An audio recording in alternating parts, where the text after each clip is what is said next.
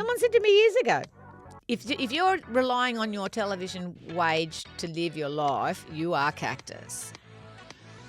Different people will be able to tell you many different versions of me. Some people will say she is the most exquisite human I've ever worked with. There'll be other people who go, she's revolting. When I grow up, I'm going to be Grace Tame. I'm going to be a difficult woman. I had someone say to me last year, doesn't everyone have a bit of ADHD? And I said, I find anyone who says doesn't everyone have a bit of ADHD has ADHD. Where am I going to put that damn Gold Logie? I've got no business with it. I think the best idea is to give it to someone else, which is fabulous. And when I say someone else, obviously I mean Robert. It's kind of sad that it takes you to get to nearly, 58 to go, that's not true. So everyone can go for themselves. Julia Morris, welcome to the Stellar Podcast. Thank you so much. I couldn't be more thrilled to be here. It's very exciting to have you here, and I'm speaking to a newly minted fifth-time Gold Logie nominee. Now, what's the saying? It's a classic. It's a fifth time. charm. The lesser-known charm. Look, you don't have to win an award when you've been nominated 5 times because people just think, 5 times? How is that woman seriously not going to have a lie down by now? Just some people also would assume that you've won. When you've been nominated 5 times, Yeah. do you find that people just in their memory, they have a memory of you going up They to remember lovely accept? moments from the night. I think the general public don't tend to notice it as much. They're like, I think the Logies might be on tonight, whereas we're like, I've blocked 6 weeks. Well, I mean, when the nominees were announced, I guess that's sort of where the quote-unquote campaigning begins. So you've assembled your team, the posters are up, the absolutely. billboards, the Well, as you can cross-country see tour. by the absolute lack of any of us putting anything online, you mean to get around to it, but we're already in the middle of the hustle. Everybody's always trying to work. In Australia, that job is nearly over, always. Not just in Australia, on television, if that's your area. So any minute you can have 1,000 shows. I'm so tired. Next minute you're like, I don't understand why they won't take my phone call. It's a forever changing landscape. But after my 41 years on Australian television, over all that time my work out, it is a bell curve. It is a bell curve. You are kind of, I don't know, popular is the right word, popular, that you've got a job, not popular, popular, non-popular. Different people will be able to tell you many different versions of me. Some people will say she is the most exquisite human I've ever worked with. There'll be other people who go, she's revolting. I hate the way she is condescending, or whatever that is. Everybody will have a slightly different version from such intense work. But I do say people get the version of me that they deserve. Julia, let me ask you then, on that bell curve, 41 years on TV, where you are at the moment, because we've just spoken about this huge accolade, 5th Gold Logie nomination, but of course also bittersweet and a sad time in many ways, in that the show that you have helmed for 12 years. 12 seasons, Yes. recently announced that it's been shelved. So how does this feel? The problem with The Jungle is it was such an exquisite experience that it's still ricocheting around our nervous systems to the point where it's not that we haven't accepted that we are more than likely not going back. Our bodies refuse to accept it. Like, I've practically already got the bags out. I'm still walking through shops seeing shades of leopard print that I adore and thinking, oh, do I need that for the day? Only 2 days ago, I was like, oh, no, I must stop doing that. But we're very sad to see it go, but also, like, it filled our marrow with joy for a long time. It's not one of those situations in TV where we're like, how very dare you? Of course we're disappointed. I'm always sad about money. I'm always sad about money because I'm always panicking, and that's all being a working comic for most of my life. Up until The Jungle nearly. Or I guess maybe House Husbands. But others churn to burn to eat to, you don't work, don't eat. Yeah. So it's only sort of coming into The Jungle that sent me into that next section of TV performers where you look like you've got it more together than you have. Obviously, being a comedian, then working in television, the industries that you've worked in are that job to job and Definitely. Starring as Am an I actor going to get in another shows. job? Where's You're- that money coming from? Do I get a mortgage because I don't know if I'm going to be able to have that wage every time for the next 25 years. No way. And so we're all surrounded endlessly by cost of living, crisis headlines. I don't really know many people that aren't feeling that pressure about Everyone's paying in the surcharge bills. overload, don't you think? I definitely do. I pot it down to my, my IGA and non-spawn, my non-spawn supermarket, and I chat with those guys who everyone's stretched, and we're talking about the roads being quite nuts at the moment. And a friend of mine said because everybody's late. We've got so much on our plates that every single person around you is late or trying not to be late. And stress then because you're running late. I can't let you in the car because that's 1 second that I need to be at those lights, but you didn't turn at the lights. Yeah. All that is everybody because we're all late because we've had to stack so much in to survive. And it's every level. People are like, oh, but they're on television. Their lives are amazing. You must be rich. Not if you have a divorce. But that's for another time. But, it's the adaptability of this business is a mind bend of note. And I think you can be 41 years into the industry before you realise you're not quite up to it. Well, it's never too late. I've made a terrible mistake. I think 5 Gold Logie noms would suggest you did take the right path. Do you know, for years I sat in that room thinking, I don't know what I have to do. I don't know what I would have to do to get a nomination. I've never won a Logie, any Logie. Am I going to be able to make it the whole way through my career without? That would also be a legendary postcard of note. Oh, that's right? Because I'm thinking, I don't want to get on that stage. I don't want to then get on the stage with all of those expectations of being an amazing speech and then me just going, it's me really. Finally releasing the truth. And another thing. Okay, no, I want to see that speech. Oh, you have God, to don't win. let me on the stage because then I'll decide it's the one night a year I'm going to have one wine. I don't know why. I think I sit at that table and I'm like, we're here for days. Might have a wine. You are there for days. But it's the only awards we have, so you do have to celebrate them. Is this a good space to be in? The maybe the elusive, win-win scenario where it would be amazing to win, let's be honest. But lovely. If you don't win, then you have thought, well, first of all, you don't have to get up there and, make a speech. Also, that I'm not seems going to have to terrifying. cull that from my belongings when I need to downsize even further as I age. You're just like, where am I going to put that damn Gold Logie? I've got no business with it. Yeah. I think the best idea is to give it to someone else, which is fabulous. And when I say someone else, obviously I mean Robert. I speak often about Robert being the future of television, a young voice that's decent, that knows what they're doing. It's very funny, like all that great stuff.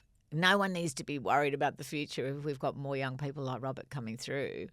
I think we're going to be fine. Well, let's chat a little bit then about Robert, because he has co-hosted I'm a Celeb with you for the last 2 years and is also nominated for a Gold Logie for the Gold. He is indeed, rightly so. So how are you feeling? You sound like you're very proud of him, but let's be honest, you're also rivals. You know what I really hate? He's also really nice. Nice is not even it.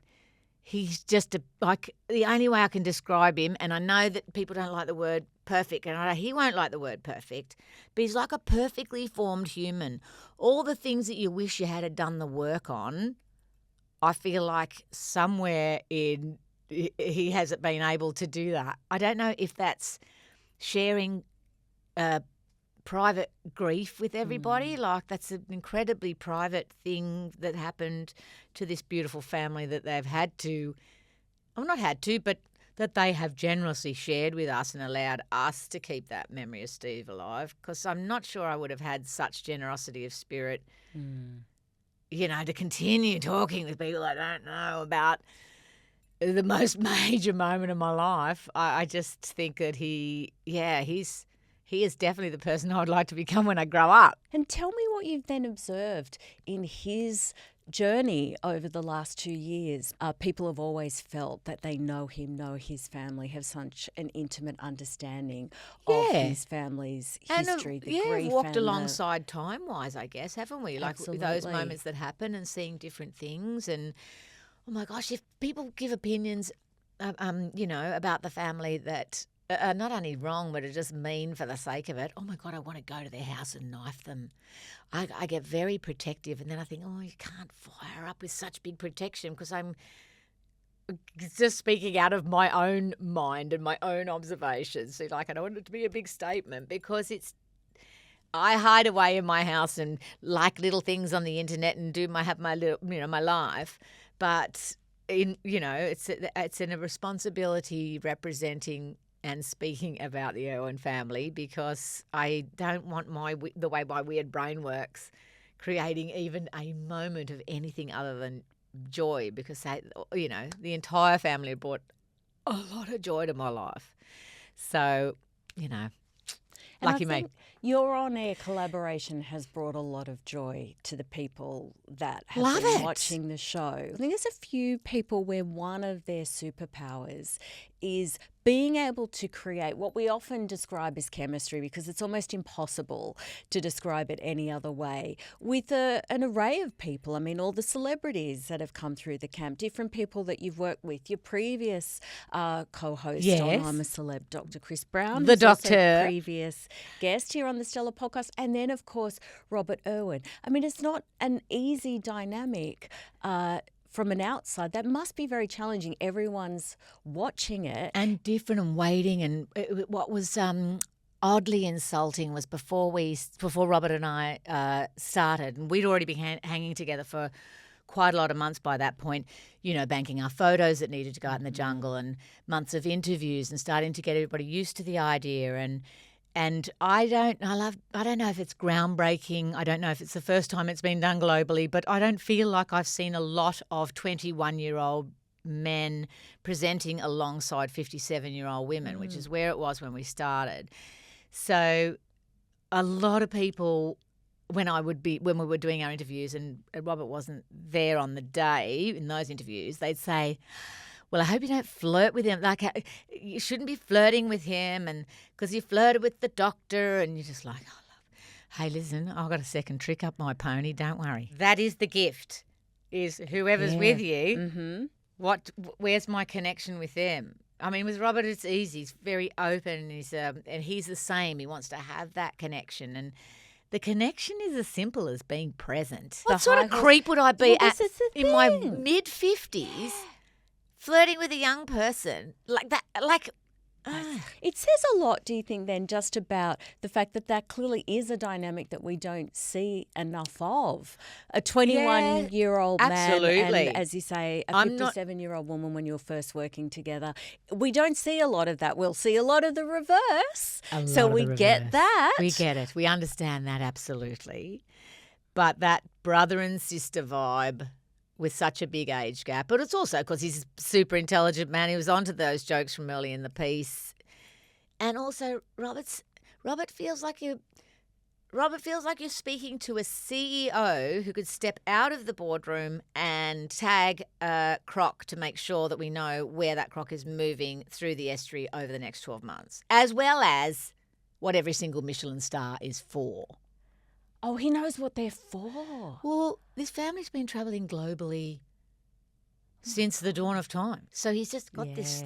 He is, when I say perfectly formed human, that's what I mean. It's like all of the special sections are filled up with knowledge and observing and wanting to do better and understanding your foibles, but working to self-improve is not the right word. But, yeah, it's funny. I find with myself, as soon as I understand my maths, and in my head and how I feel about things, then that job's easy. That's going to be fine. I can just do that. There's a moment where you sort of feel like, it click. Okay. So the reason why I try not, as you were saying, calm yourself down. Don't get passionate about that, because all of a sudden I'll be like, what about there's someone in the traffic and they don't say thank you. Trying to self-manage. That is infuriating. While being truthful and as authentic. You want to be yourself. So, trying to get that mix and not get into trouble. And in the jungle, we work 17-hour days for 31 days in a row is how we have to roll it out, or how we had to roll it out as a pre-recorded show, because there's 500 crew that work on this show. It's a massive show. So it's just I couldn't see how the numbers were sustainable. Like even years ago, I'd be thinking we can make it smaller and whatever, but then. There's only so much scaling. Oh, and then back you people can get do. furious about one thing. We're like, you used to serve sparkling water, now you serve still water. It's ruined it. You'd be like, we're lucky to have a job, mate. Exactly. When I look at lots of other really big formats that have gone by the wayside over the last couple of years, like we were just like, good luck, everyone. Did everyone just have the bank standing by every year? Have the bank standing by in case we need to make some adjustments. Someone said to me years ago, if you're relying on your television wage to live your life, you are cactus, because television continues to fall over. Shows continue to fall over because of trends or, the moving market or people losing interest because whatever those things are in those shows, no show lasts. Not even the news. Like in different versions of it, sure, but so it's an odd choice to go into a business that's so flammable for somebody with ADHD who can't take rejection. It's good and relaxing. And every day is a pleasure, not a chore. I wanted to ask a little bit about your previous co-host who we mentioned, the good doctor, Dr. Chris Brown, because again, the rapport that the two of you built was amazing. I mean, you could tell, you felt like you just would glow off the screen. There's something about that. It's the same with Robert, that collegiate efforts of shaping a joke. So I'd be like, in this bit, I'm going to, I had to sidestep a little bit away from the, I don't even know what's going on, because I think by about series 4, I thought I look like an idiot. How am I on this show and I don't know anything that's going on?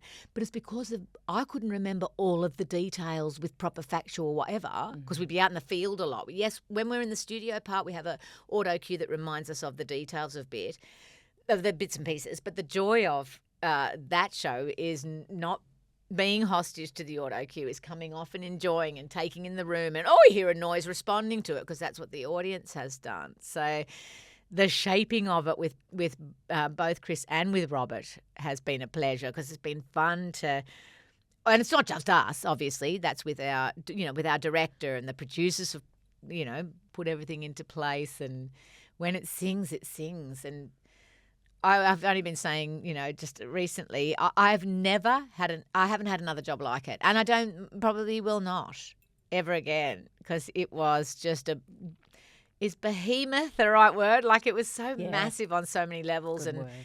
It'd take me a month to get over when I came home to re-regulate my nervous system, for sure. Well, when you were talking about those days and 17-hour hours, days on 8 hours of medication. No, it's a very relaxing time. You would be like Taylor Swift used to talk about after she wrapped up her shows, each city she travelled to for the Eras tour. She just wouldn't move the next day. You couldn't. You probably came home, I imagine, for a month. Yes, nothing. I did. Well, actually, this year we'd finished The Jungle, and I had about a week and a half off, and I shot a brand new show for the ABC called Class Clowns. So it was really by the end of Class Clowns in February that I was like, I feel dizzy, like someone's removed my brain, and there's some space. Yeah, had like vertigo vibes. Oh, yeah. Just so tired, you don't know what to do. And we've all been tired. Like, we spend our year there. That's where we live, in Tired Town. So to be that tired, it's debilitating. What about the celebrities that came through the show over those 12 seasons? They're incredible. Few people that you wouldn't have met, people that you would have grown up watching Absolutely. on American sitcoms, through to, let's be honest, I'm sure people that maybe you didn't know, and then they became huge breakout Sometimes there's people stars. I don't like that have come through, and I'm just like, this pest is just to not be like, ugh. Because it wouldn't be long before I'd be like, you're nothing like that. Oh, you're very special.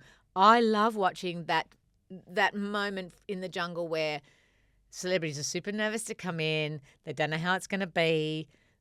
Everyone gets excited about one whole show being paid at once. That's exciting. It doesn't sound like it's long. And you can handle anything for 4 weeks, that sort of feeling. Yeah. And they arrive. There's the big day of everybody roostering to walk in, and they're like, woo, this is super. You can feel the excitement. And then it's the next morning when they wake up, they're still a bit like, pretty tired. And then by that afternoon, you can just see this wash come over a great deal of the celebrities thinking, I have made a huge mistake. This is where the get me out of here bit comes in. Yeah, that's when the chats with my agent and thinking about that, and I've got to organise being away and making some videos so you don't know my way and all of those exciting things. And all of a sudden, stillness. And not a lot of hustlers are used to the stillness, nor do they like it. So it's an interesting time for all of those extra layers to come away. And as we see everybody start to calm down, some comedians get a bit worried they're not being funny enough. And you're like, it's not for that. We want to see you interact with each other. We want to see you form nice and lovely friendships, which then you have trust enough to open up in each other so we can watch your stories and get to know you and what you're made of. And it's a great opportunity if someone's taken a fall somewhere to say, hey, this is what actually happened on the day. Because oftentimes there's a backstory, isn't there? It's not just I made a huge mistake. There'll be quite a big backstory. So as the weeks go on, they start to, sort of help each other through it, and then they start to rise, which is about end of week 2, I reckon. They all start to get a sense of, I'm actually a lot more capable than I thought I was. But you can't promote the show with this sort of like, it's very worthy, guys, even though it has this really beautiful and worthy edge. But I hope it comes back, like with or without us. Yeah. Do you know what I mean? Like, Yeah. I hope it comes back. It's given me and audiences lots and lots of joy. And we don't get enough joy, do we? Well, no, we are definitely in short Yeah. supply of joy. Where's the joy? Well, there will be a little bit of joy, I think, coming up soon at the Logies, because not only will we be hopefully seeing, I shouldn't be editorialising. No. But, You'll see, I'll tell you what, somebody threw around the word deserve recently when we were a couple of weeks ago, we were sort of talking about the Logies and the announcements coming out of the nominees and stuff. And I'm like, well, deserve is a tricky word in a popularity contest because it's not about the work, is it? It's not about... So if you're going to put, 2 people on television that's, one's been around this long, so one's not more worthy. It's actually just the last 12 months' work. I'm not sure if you read this, Julie, but television commentator David Knox wrote a piece for TV tonight, not long after you'd been nominated. I'm just going to quote from a little bit of it. He said, the Logie should also be about a body of work. And while some of those names, he's talking about the Gold Logie nomination field here, have logged up the mileage, I think it's high time to acknowledge Julia Morris's years of hosting I'm a Celebrity, Get Me Out of Here, now that 10 is no longer making the show. He just talks about 260 episodes across 12 years. Wow. All of them live to air. She's also been nominated 4 previous times for Gold. All the others have only been nominated 1 previous time at best. Oh, God, it's a numbers game now. It's a numbers game. Another 2 other times for the Bert Newton Best Presenter. She's never won a single time. As much as the other names have a strong year of content, we really need to applaud Morris's achievements and the insane amount of live television and entertainment she has given audiences. That makes me a bit teary. David Knox I absolutely adore, but I try to, through these high octane periods, I stay away from anything that's been written because it's just in my nature. It's that people pleasing. If someone says something mean, I not only remember every single word, I really worry and try and make changes. It's nutty. So I just think, let's keep the nuts on the lower volume today. Well, I hope you didn't mind me reading Oh, no, I that out. love that. And I thought when you were talking about that, that's right. Like saying someone deserves it is loaded. And because there's so much that's, of course, subjective and, let's be honest, sort of like farcical in a way. Like it's so removed from reality. Every one of those nominees will be working so hard. They're admired by the people that they work with because they put in that kindness and they put in that time. And so every one of those nominees will have many people around us just going, oh, my God, the time has come. And so I feel like I'm going to do the anti-establishment move and try and just get nominated as many times as I can. Well, so we'll be saying 5-time Six times the charm, we'll say next year, 7th time's the charm. Then somebody like, has someone not taken that woman out by now? What's happening? Let me talk a little bit about your career then. What do you think is next? What's on the bucket list that you haven't ticked off? Because you mentioned 41 years. It was Full Frontal, I believe, that was your first big breakout show. Big breakout, yeah. In the 90s. There really isn't much that you haven't done. You have acted. No. I mean, I started with writing on Just Kidding earlier to being on camera and was allowed to be in a few sketches way back. Oh, my God, Just Kidding. It was Sophie Formica and Stephen Jacobs who hosted.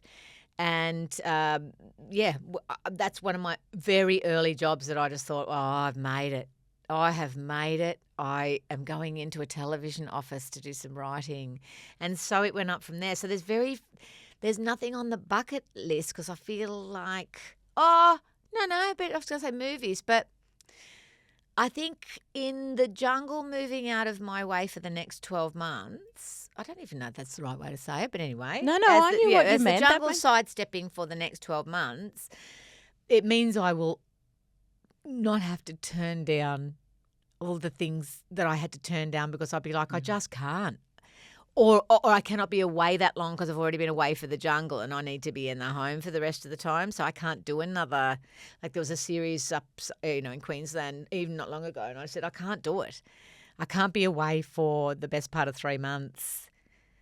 Maybe in another 12 months, as everybody just gets that little bit older and, but not twice in a year. Once in a year, everybody can pull it together and get themselves to school and get themselves to uni and, cook a meal and be a grown-up and fine.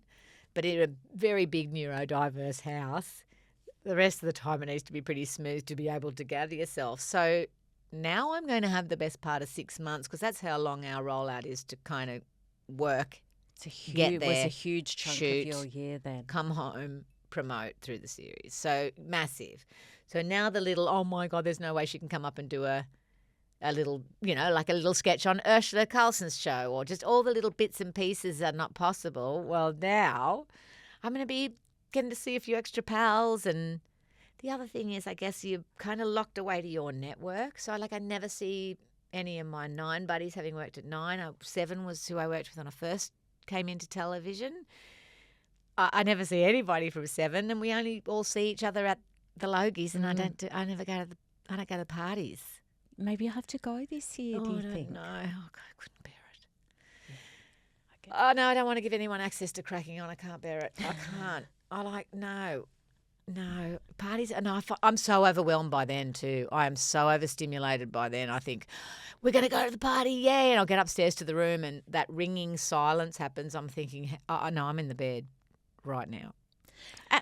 Did you understand that side of your personality, Julia, before you were diagnosed with ADHD? And does that side of things make sense now? I say that as someone that had a midlife diagnosis of ADHD myself, and I feel like there's so many things that it explains. It's funny how people think that we get a diagnosis to put a label on something. Actually, it's the reverse. What about when they say stuff like that? I had someone say to me last year, doesn't everyone have a bit of ADHD? And I said, I find anyone who says doesn't everyone have a bit of ADHD has ADHD. So whatever you need to do, you do. All right, good luck. Yeah. The missing link, I think, in finding all that out is that you do gaslight yourself, you do confuse yourself because a lot of those symptoms everybody does have. But the thing I got to understand and learn is what is the impairment? Are you impaired as a result of forgetting things? So are you really having, like we are, having to go back in the house? We don't even lock the door now. Sometimes we accidentally leave the door unlocked, the front door, because we have to go back in it so many times to press that bleep bleep again in one more time. I'm like, let's make sure we're driving out of the building. We've got to leave at some point. 3 women leaving the house together, 3 ADHDers. I forgot. I don't have my keys. Oftentimes the 3 of us will be standing around the car and I'll be like, why aren't you in the car by now? Oh, I know, because the keys are inside. It's constant. So in order not just to get cross about that, now that I understand that recipe, add menopause to it, turn the volume up on everything. So what happens is as you get a little bit older, you know, you lose that ability to deal with it like you have in the past because all your volumes are turned up. You're like, I've always been a chill person. How come I'm now like, how dare you speak to me? Where did that come from? It's super confusing, but the diagnosis, it gave me a reason, not an excuse. It gave me a reason. So it's not an excuse. Okay, well, I was unregulated that morning and I shouldn't have spoken to whoever like that, whatever. It's not an excuse. My behaviour could be better at that time, but it's an explanation because I couldn't get it. I don't feel like I don't know, I dislike that. Where did I come out of nowhere? And I might be like, can you even see yourself? Like, don't speak to people like that. So now that I understand, guess what? In these hours, I don't have very regulated emotions. Or if I am going to try and regulate who I am for a really big, long work day, you know, because what's happening with me when I'm on the studio floor making a live show, I'm thinking that cord, someone's going to trip over that cord in a minute. Why are they tripping over that cord in a minute? I can't go down to the bathroom downstairs because my bathroom is a bucket in a tent. That tent, I'd have to ask those men. I wonder if I should ask the controller and should the men step around, actually just get away from the toilet so I can go to the toilet, sit on the bucket. I'm going to fall, but I've got high heels on. That's all going on while presenting, while reading. It's exhausting. I mean, that's every single cylinder firing. Every day.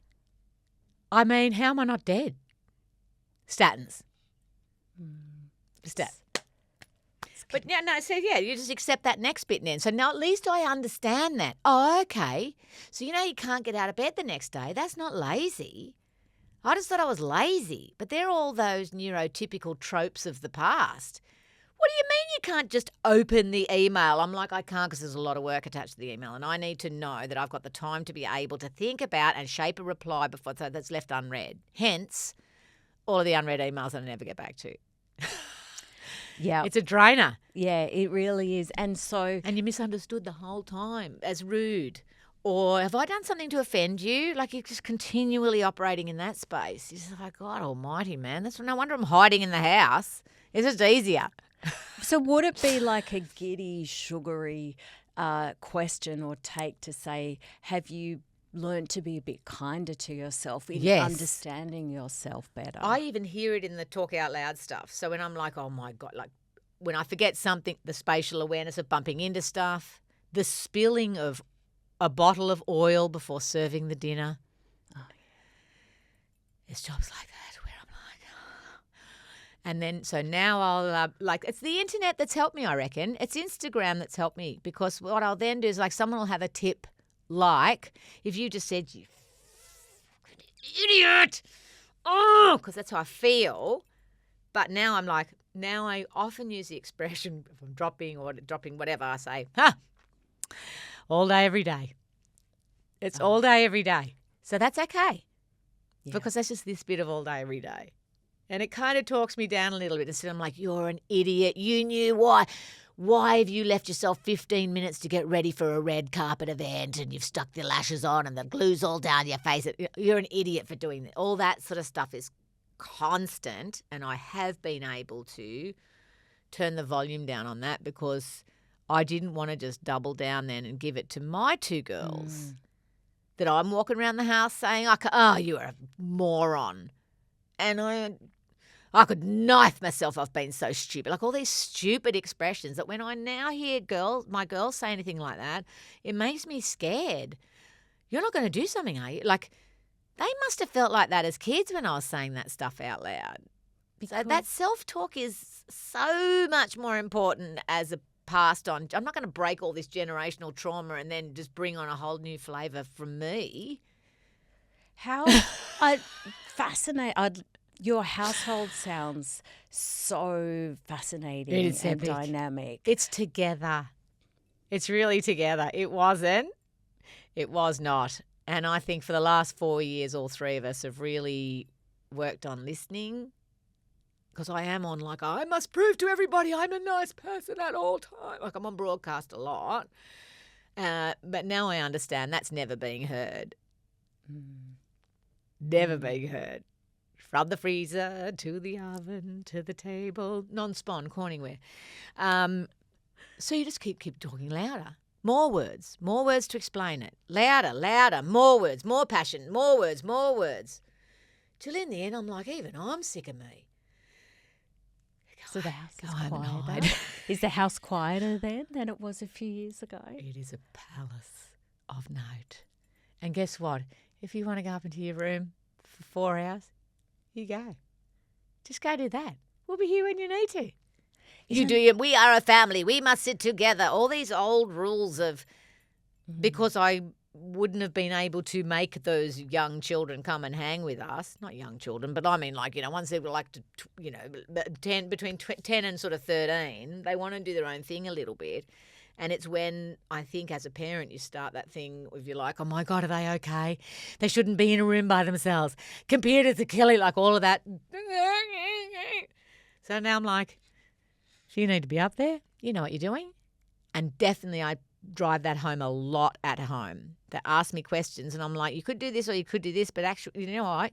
You know what you're doing. Because in the past I'd just go on with another 50 examples of what they could do to give them heaps of choices of what they could do.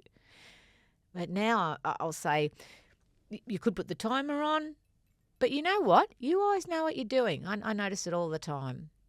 And then they just know what they're doing more and more and more.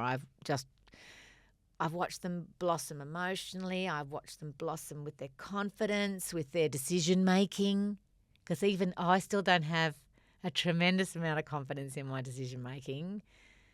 So, because the ADHD would have made me look like I was incapable of pulling anything together until it was my time to pull it together. And then with ruthless precision, I set up our new life. But the school of thought around a lot of people who used to hang around us back in those days when I was married and you're doing the churn and burn of surviving, their trope was, he does everything. She'd be hopeless with it. In fact, at my 40th birthday party, a guy got up and did a speech about how thank God for my ex, because if it wasn't for him, I would be a train wreck. Well, guys, have a look at the train wreck. Yeah, I mean, here she is, and look on the cover of Stella this is today. What a train wreck looks like. Cover Sign girl. me up to be a train wreck. I'm licking 60. She's a cover girl. How did you feel during that speach at your 40th? I don't know where I do know where my weird confidence comes from, because I have definitely had a tremendous a sense of self-belief from very, very early. And all I thought, it was a big laugh, and there is a sense of that, like, I do love being off the leash, and left to my own devices. But I didn't need that much controlling, as it turns out. It was just that, that's the pattern that I had been trained for and ready for. So that control was fine because I don't know what I'm doing. Hey, guess what? I know what I'm doing. And even when we first split up, I remember the girls, I don't feel like they had as much confidence in my decision making. And then I remember sort of sitting them down going, hey, look, I know whatever will be, but I haven't survived for as long as I have in a business that's so notoriously disposable of women as someone who doesn't know what they're doing. No one's telling the inside of my brain what to do. That is me. Everyone can dress themselves up about how much they do for me, but guess what? I'm the one not fucking it on the day. So you're like, oh, hang on a minute. Oh, was I doing it all along anyway? Oh, okay. All the trixies. You got to let it, got to have a few trixies around just to see how much they're not doing. I think this is a big part of moving into different chapters of our lives, whether it's professionally, so say we're just talking about I'm a celebrity and what does life look like, and as you said, there's all these things now that you can think, well, my whole schedule looks different. I've got whole months of the year. Maybe I can be looking at that. There'll be a day-to-day flexibility and freedom.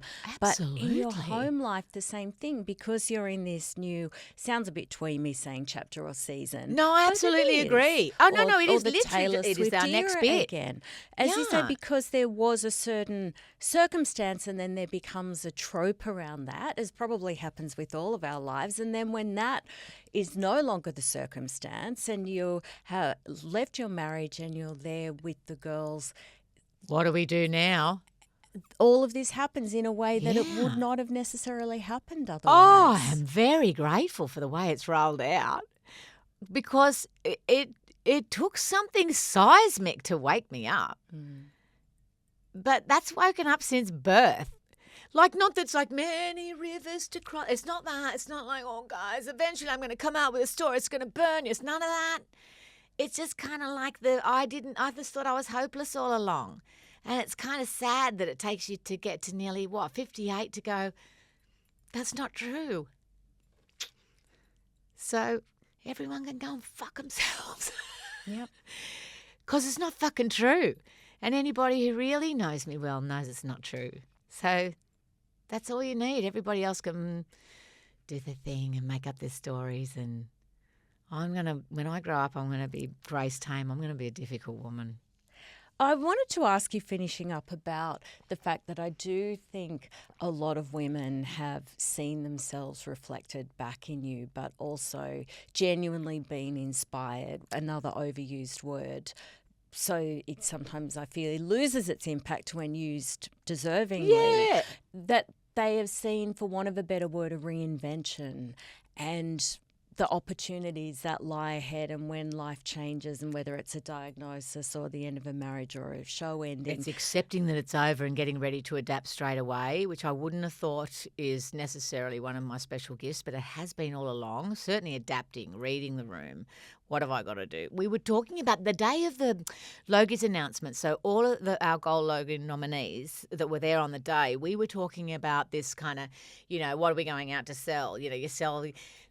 Aren't they great? But everybody felt the same way. There's a very uncomfortable space to operate in. And when you're looking at people who are incredibly, or who I perceive as incredibly successful around you, but once you dig in a little bit, I like those deeper conversations. Because I figure, okay, so yes, that is a problem. So like, for example, for me, raising children while I have been on television and a kind of kooky falling off tables, and we're like, I'm happy to, whatever makes the joke work, just so we can get an early mark is really my full life motivation. I do love an early mark. So, getting the children then going to school, your mum pretended to do a wee on the television or whatever that is. There's another whole life for the people that are important to me that they have to cop. So, like how we had a house, Julia Dewey, with all the people who would have known me growing up in Gosford. And, there's everybody has their own fallout from the fame. And I don't think I really understood how weird that would have been for the girls, because there would have been a level of, jealousy, even from friends, because you look like your mum's on the television, your life's made. You guys must be rich. You must laugh all the time because your mum's fun. No, we don't laugh all the time. So, the window that people think they have into your life is not the truth. So then the Sophie experienced stuff like they'd have to do a speech for a school project. I know she won't. I hope she doesn't mind me saying that, but she would nearly die inside. She'd be just sick to the stomach for days, having to get up and do something on the stage, and But then teachers would say stuff like, "Oh, come on, it's in your blood. You were born to it." All that sort of stuff. We like, just because your mum does this, you must do it too. So at least we got to talk all of that out and make a bit of sense of it as well. Because I'm just like, I never feel like I don't know. I just think I just go out and work and do it so that you can earn the money and pay the rent. That's kind of, I'm a bit himey like that. Must get out, earn rent, come home. So I can be with my lifestyle choice partner, Ken, the cavoodle, where we spoon at night. Might be a little bit of kissing on the lips, but not from me, mostly from Ken. He just, I don't know, maybe it's a bit salty around my nose. That's story for another time. Well, congratulations on your nomination. We're going to point to your Instagram in our show notes. So if you do do a little bit of campaigning or point people where to vote, I'm looking forward to seeing you at the Logies, I'm also looking really forward to what you do next. It was good to see you. Thank you, Julia. Thank you.